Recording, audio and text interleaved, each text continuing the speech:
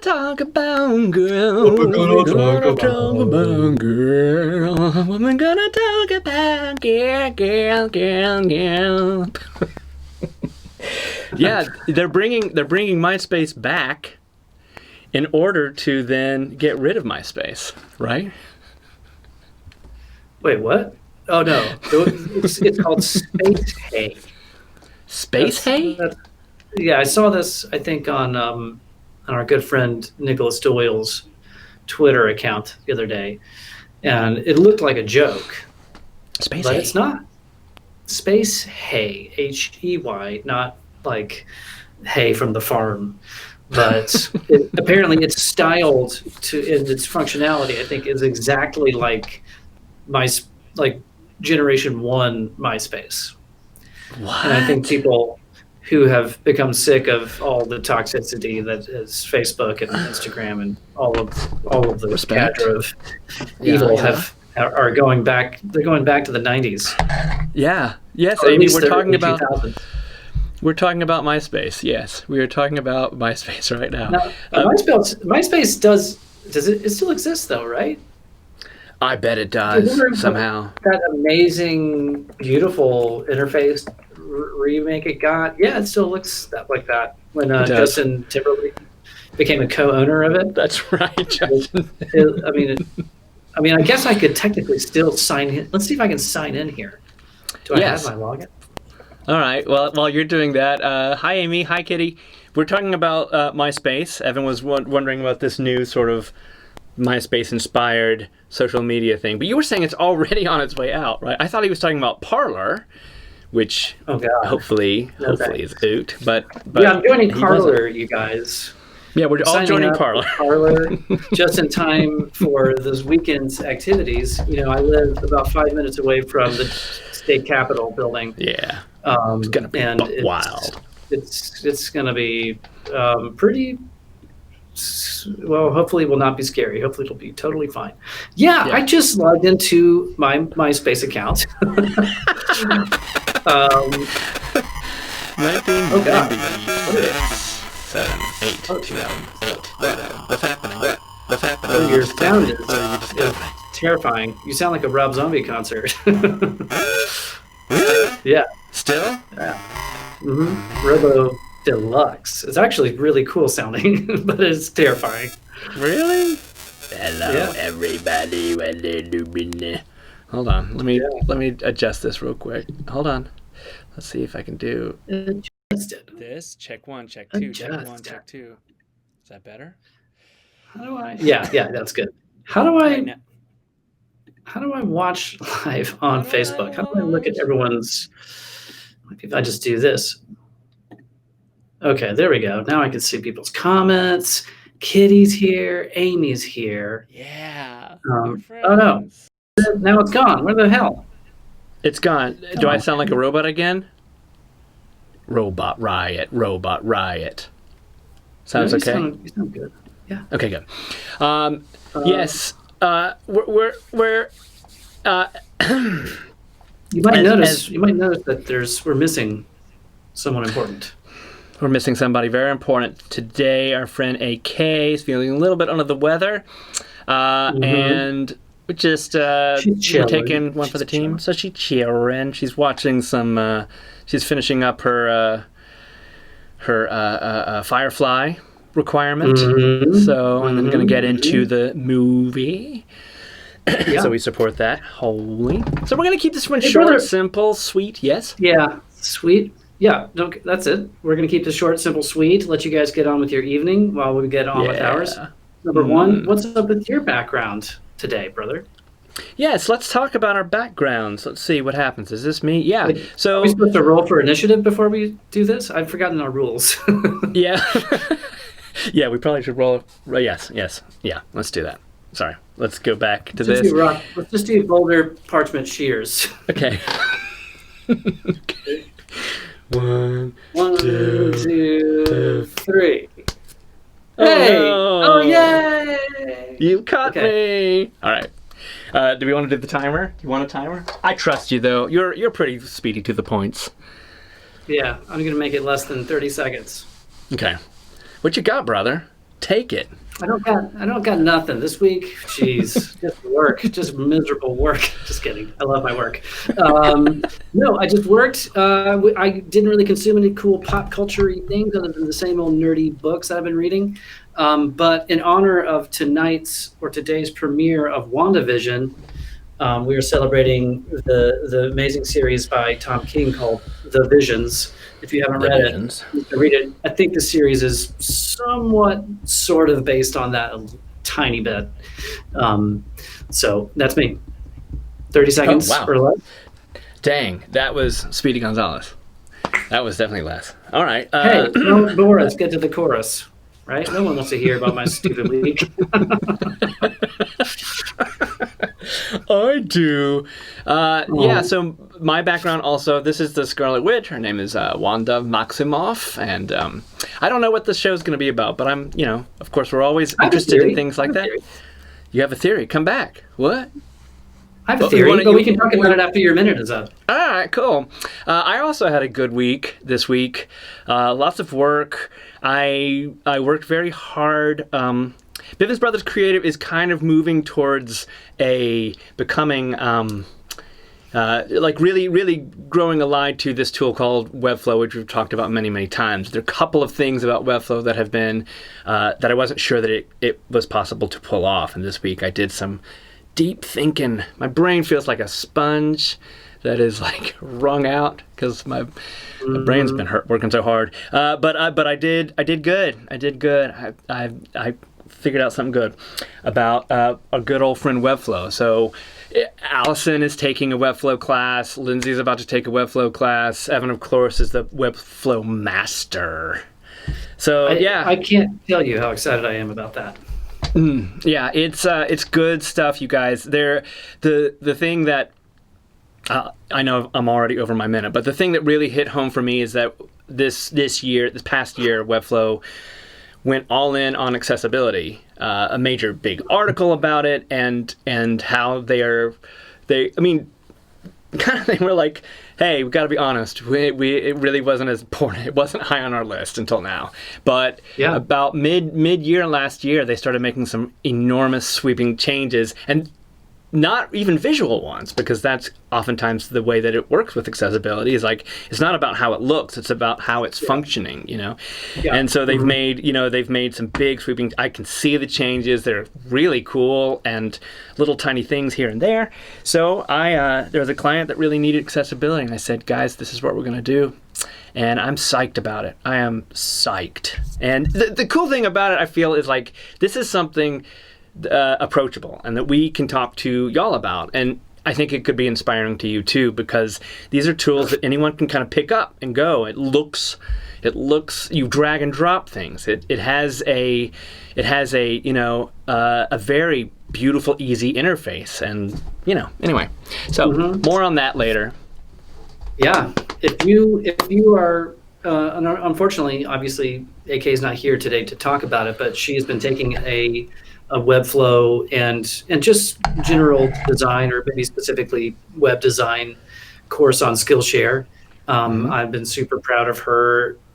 She's kind of been showing me her homework, and I've been grading her homework every morning. And she's doing fabulously, of course. But that is the really cool thing. Webflow is not the tool for you if you want a Squarespace site and you just want to do it on your own. Squarespace is the tool for that, right? But if you are a person who knows how to work with Photoshop or Illustrator or kind of professional tools like that, and you've always dreamt of becoming a web designer / developer, Webflow is the tool for you. What's that? Yeah, to have more control, to be like really I think you said tab R control, like you were talking about some kind of button sequence. Like, whoa, that's magic. Tab R control delete. The whole site. When you do that, it'll make Evan stop talking. Anyways, that's not what I'm saying. No. Yes, you have much more control. It's really cool. So Proud of AK. And Mm-hmm. and when she comes back next week, we will get her to tell you the share with you the Skillshare class that she's taking. I've watched a little bit of it with her, and the teacher is very, very good. The Wow. way that I'm actually going to take some of the classes myself, just for kind of refresher things, and always cool to get someone else's perspective. So, Always. anyways, It's good stuff. Yeah. So it's been a good week. Yeah. Let's see. But yes, you had a theory on WandaVision and what it's going to be about. Oh yeah, yeah. But first, before I get to that, hello to Yeah. Meg and Sarah. I think I saw Sarah was back there. Oh yeah. Oh, there's Meg. Thanks for being here. Meg says, Thank y'all. Yeah, let I us know if understand. you are watching WandaVision tonight. Yeah, yeah. Please let us know if WandaVision's on your thing, Meg. We hope that it has been a week. We are with you, absolutely with you. So we will stay safe, everybody. You stay safe. I know. Your own I damn can't even self. I can't even. For those, I live in Atlanta here. Obviously, Atlanta was a controversial state. We're not going to get into politics really, but I got an email from kind of the COA organization where I live saying armed protests will be happening at the Capitol building, which is about 5 minutes from here. So, It's horrific. It's horrific. Fun. Anyways, WandaVision. Sarah's up for it. Here's my. I know I've successfully avoided spoilers. I don't know anything about it. Me neither. If you don't know what the Scarlet Witch is about, anyone out there who is here right now, her powers involve manipulating reality, essentially, right? And her partner, the Vision, is an android, and he has a whole bunch of crazy powers. But spoiler alert, he dies in Avengers Infinity War. And my theory is that this series is about Wanda trying to distort reality to bring him back in some weird way. Ooh, I like that. That's been my theory all along. I like that and a lot. the only thing that we've seen from the trailers, if you're a fan, you've seen the trailers already, but it's kind of shifting through time and various kind of. It's funny. It kind of it's through like the lens of various TV sitcoms, whether it's Dick Van Dyke or Mary Tyler Moore or whatever, right? So like she's searching for some idyllic utopian thing where Vision is still with her. That's like we that's all are. Like we all are. I've written songs about this feeling. Yeah. So, anyways, Kitty would totally do that if she had a Scarlet Witch's power. That's cool. Yeah. If I had, what would you do if you had the Scarlet Witch's powers? Would you wear a super hot halter top and a crazy red tiara? Probably. And a choker? Probably. Choker. Okay, cool. Let's see. What is she wearing in this? Besides that, there's more. Great. Yeah. Man, that. So does her power come with? There is some sort of weakness to it, right? Like there's a catch, isn't there, with her ability? I know that it's gotten her into trouble. For example, the times where she said no more mutants, right? Yeah, she destroyed the time that she destroyed the world. Yeah. I've heard people say that she is the most powerful being in the Marvel universe. That's a bold statement. But when you think about it, if you can just alter reality at a whim. Yeah. Now, here's the weird thing. Here's the thing. And I actually don't know that much about Scarlet Witch because I'm not a big mutants, X-Men fan. That wasn't my brand of Marvel nerddom growing up. Spidey and, was really more my thing. But I do know that I don't know about like what the drawbacks are other than she seems to kind of her powers weigh on her so much that she kind of loses her sanity at some point. Yeah, she loses her own touch with reality, mentally speaking. But she's a mutant, so she came by these powers naturally, and yet it's also somehow linked to the arcane and kind of Doctor Strange's realm. So I don't really fully get it. I don't know if this series is going to get into that at all. I doubt it. To answer your question, I feel like I have a pretty good life, to be perfectly honest. There's one thing I think I could sort of adjust in order to take a little stress off of my life, and that would be to sort of get rid of the need for money. Like if money wasn't like oftentimes the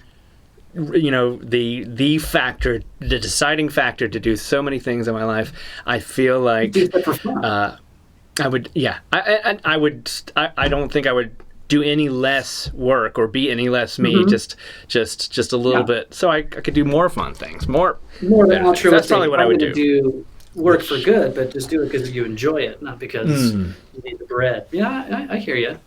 How about you? If I had the Scarlet Witch's powers, hot dogs, veggie hot dogs that actually tasted like something. Veggie bright red. I don't know. Sure. Yeah. I have no idea. That's never been a superpower that I've ever really dreamt of. Okay. Me neither. So I guess I'd have to put that on the spot. Anyone out there who is curious, why don't you tell us what you would do if you had if you could alter reality? I mean, of course, certainly, I would change. Oh, hi. There's a pup coming in here. Bernie! A pup? What? What Why? the hell, dude? Bernie, I've got a question gosh. for you. If you could alter reality, what would you do? And he says, immediately, he says, I would turn everything into something I could eat. Bernie would have everything turned to real food. I love it. This is our friend Bernie. Bernie, we have so many friends in the comments today. Our dear sweet friend Anna Warren, Boston is in the house. Hey Anna. So wow, seeing your name makes my whole body chills with delight. I hope you're well. Her son would love this. I wonder what this is, though. And I wonder what that means about your son. I think that if your son would like this show, that I would definitely like to meet him. So let's make that happen. I hope you're well. Anna's there. Our friend Sarah, of course, Kitty, and Bernie, and then Grace is here. And Lindsay Jean is here. And Lindsay Jean likes Bernie as well. Hey, Bernie had to leave, and now Violet's come in. Evan has all the animals all the time. All the animals all the time. Mine are usually somewhere else. Wow. It's a menagerie. Menagerie.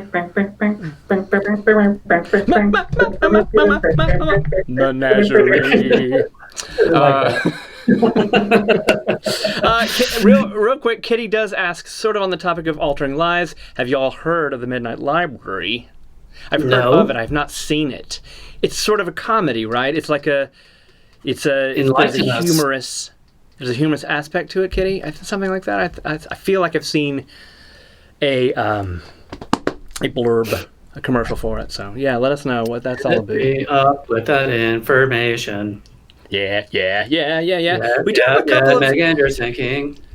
Again, without our friend Allison here, we are a little bit adrift. She's the one who has all the things and does all the stuff. So, but we have a couple of topics we want to just, Oh, it's a book. What kind of topics do you like? What kind of topics do you like? Okay, maybe I'll start with the book then. I am looking for something to read. Midnight Library. Yoo-hoo! Topics, yeah. So we were talking about inauguration things. A couple of fun inauguration facts, since we've already kind of touched on politics. We're not going to talk.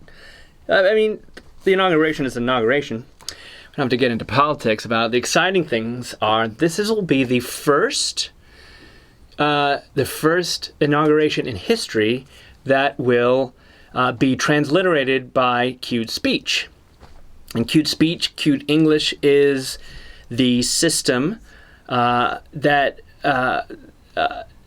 my wife grew up with learning. It's a system that kind of cuts down on the guesswork for lip reading. We've talked about it a ton, and it is definitely, ASL is its own language. Qt Speech is not. It's all phonics. So all Qt Speech does is kind of like just there's so many sounds and so many shapes of your mouth that look exactly the same, like me and ma, very similar. That's a bad example, but there are examples, right? So anyway, so you're using hand shapes to kind of help along the lip reading. And this is the first time in history they're gonna have a captioner, they're gonna have an ASL translator, and they're gonna have a Qt Speech transliterator. All of the inauguration, which is super exciting.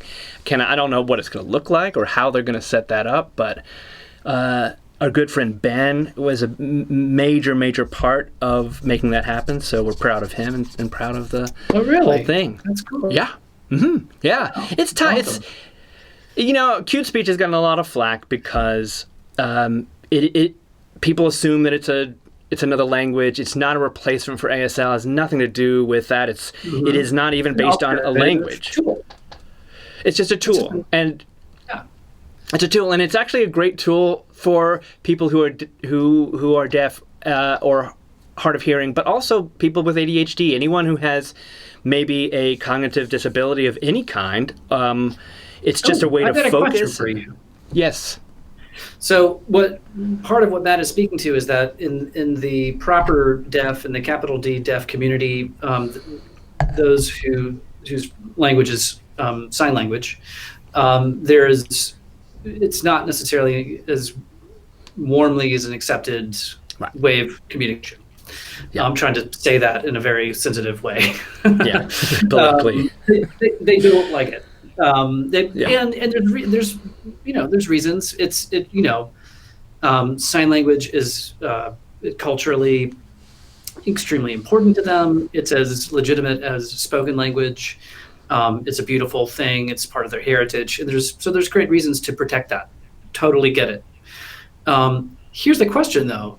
When communicating with hearing people, when you're deaf, you do sign, you're most likely going to be, you might find yourself in the position where you are reading lips when you're talking to someone who doesn't know sign language. Is that fair to say?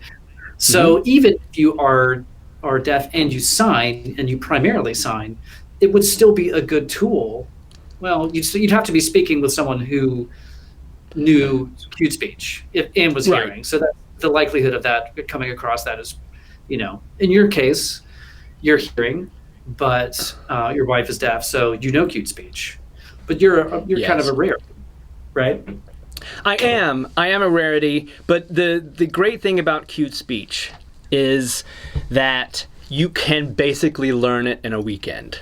Not fast, not quickly, not particularly solidly, but even if you just got a couple of cues down to help. So many times, Lindsay, if the light isn't right, or if I'm turned a certain way and she says, "What did you say?" or if it's a foreign word, or if it's anything, that I can cue that word to her. And so it's something that just helps along. It has nothing to do with other languages or trying to keep other languages like ASL down or back. So I think another sore point for the deaf, capital D deaf community, is that it was invented by a person who was hearing, a president of the Gallaudet that was hearing. But I really think that it was invented also for people who were hearing. In the very situation that I'm in, right? That married to someone who is deaf, it is something that families learn, is something that you can pick up and just it's just one more tool, it's just one more tool, like captioning and ASL. They're all good. You can use it any language, any spoken language. You right? can. When we lived in Mexico, I could cue words to her in Spanish, which was cool. Which was great. Yeah. That's cool. Now, Kimmy had an interesting question over there. She did. Do the Brits have their own sign language, or do they use ASL and just kind of sub in their own region-specific words? Like meaning loo instead of toilet, but still use wiggly T as the sign. They do have their own sign language. I haven't seen them side by side to know whether BSL is vastly different from ASL. ASL is based on the French sign language. So yeah, I don't know what the differences are, if there are any, but certainly certainly it's different. And for that reason, Kitty, definitely words like loo and bonnet and biscuits are all probably different. That's a really good question, though. I would love. I should see them side by side now. I want to see the differences because I wonder if you were an ASL, if you could follow along, or if it would be so dialectally different that you'd be like, well, forget it. We've the show that I keep trying to get everybody to watch. There is a deaf character in Dark, the German television show, and so there's some German sign language, and we would watch the character use it, and it's really different. There were a couple of signs here and there that Lindsay was like, yeah, that's pretty close, but it isn't completely, as you can imagine, and it's funny. I feel that shouldn't be a surprise, and yet, like Esperanto, I bet that there are elements of people wanting to maybe create a global language, right? Not sign language in particular, but it would be fun. It would be fun, I think, or common in Dungeons and Dragons. But that's a really good question. So that's our first inaugural issue thing, and then Evan's got one too. Fun fact. Soon to be President Biden's dog Major is a rescue from, I don't know if the pound or from some place, not a bred dog that he bought, but he was a rescue, and he's going to be the first rescue to White House dog ever. And so the pound where he came from is giving him an inauguration. So that was just cute enough that we thought that was worth mentioning. That's the best. That's the best. Yeah. And it should be. Yeah. I wonder what it's going to be like. That's what Lindsay says. Really gonna shoot at people. Bernie's a rescue. Your dogs are rescues. We only have rescues. Yeah. My question is, are they televising it? Oh well, let me Hopefully. look here. Hopefully. Let's look. I found the article. Let's take a look. Oh so no. we're getting really close to.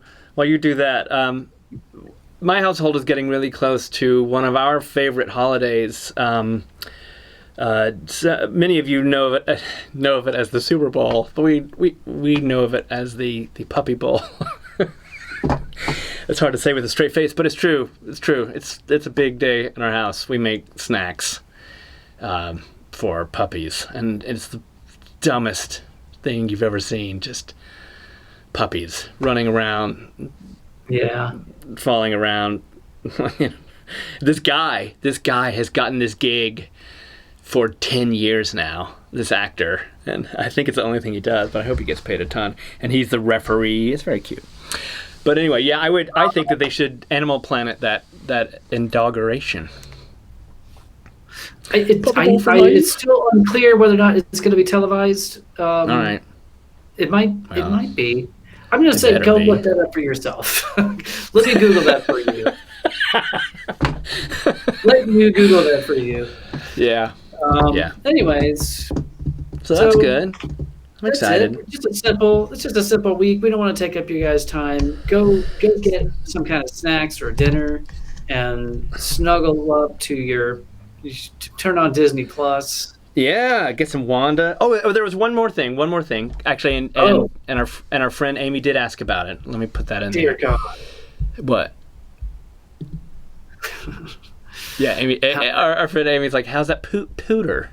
And we actually had it on the list to talk about today, Amy. Evan and I, the business, we got some of these brand new Apple Silicon M1 Macbook Airs, the cheapest ones that they make, and it's been a couple of months now, and I have to say, it's one of the best computers I've ever had. I'm stunned at how powerful it is, stunned at its ability to take everything. These are actually silent because they don't have fans, but this thing does not heat up. It does not burn out. It does not freak out. It is it's a dream. I think that if you're actually curious, Amy, I would recommend getting any one of the M1s at this point, because I've seen many videos from people who are selling their ginormous $10,000 Mac Pros, like the towers that they just bought last year, for something that costs less than $1,000, because it does all the work that they need for it to do. Yeah, and they're just beginning. It's a little bit sad to say that in some ways it feels a little bit faster than the iMac I bought. Really? A little bit. Yeah. A little bit. Yeah. Yeah. I mean, I love both of them, but Have you run? Yeah. I think once earmuffs iMac, once they come out with the M1 iMac, I will probably sell and get that. Yeah. I'm impressed. I'm impressed. You haven't run into anything. I haven't run into anything. Any issues. And they're not even, like, the apps that I use are not actually, a lot of them are not even built for the new chip yet.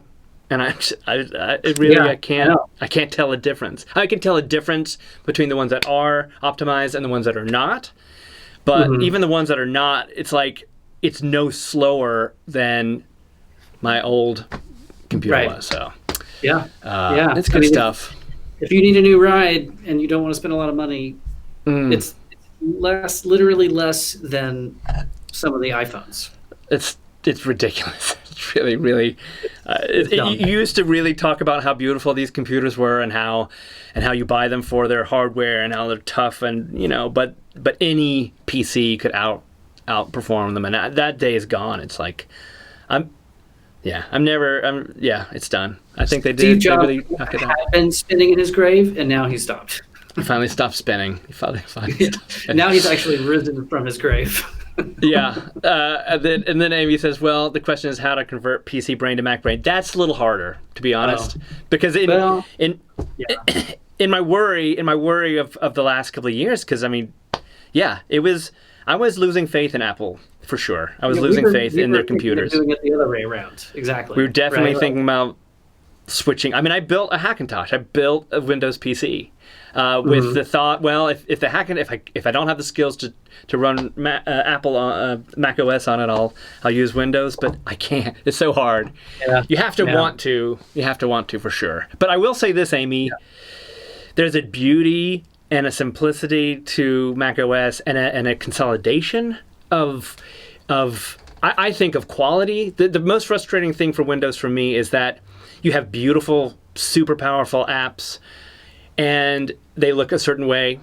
And then you've got ones that you have to have, but don't look good, and they don't look like the other app, and they don't run correctly. That is one of the most frustrating things on the planet for me. And I run into it every single time I try to use Windows, it's just like the disparaging look, the feel, anyway. So Am I in the right place? Like, it looks so bad. You're like, oh my God, did I open a file that hadn't been opened since 1999? And now I'm going to click this button. It's going to destroy my motherboard.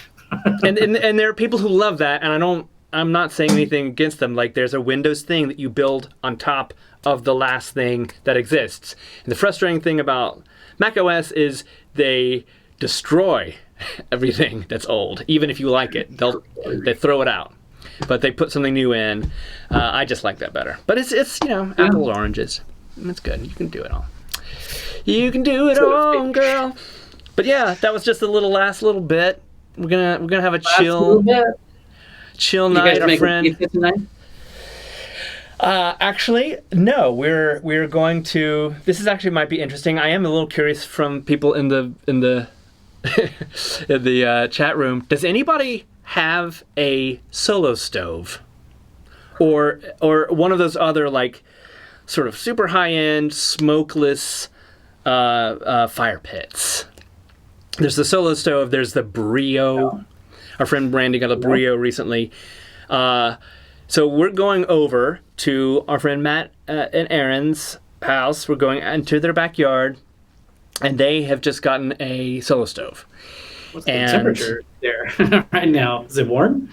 No, it is not warm. That's the test. I mean, it's not as cold as it has been, of course, but it is. Oh, this is not to cook in. This is to just sit. This is to sit around. Yeah, to see if it's possible, to see how long you can be socially distant in the winter of Chicago, because we've wanted one for a long time. Is there snow on the ground? Yeah, you put it on the ground and you put wood in, and it has this like dual layer air thingy, and yeah. Amy, we'll keep. I'll report back next week. So yeah. Okay. Well, wrap up. Don't get too cold. Won't get too cold. If we do, we just go home. That's the best thing about an outdoor party. Enjoy WandaVision. If you have burgies, enjoy those. We had burgie night on Wednesday, so I don't know what we're going to do tonight. Probably going to eat. Sassy. Sassy. Yeah, that's a good feast right there. Kitty feast. Yeah. Next week, hopefully our friend will feel better and be back. And until then, as always, thank you guys so much for being here. You really make this. I mean, we were really seriously wondering whether we should go on without AK. We were like, you know what? We love it. We love you guys. You're there for us. We appreciate it. So until next week, we will see you next time. Farewell. Happy inauguration.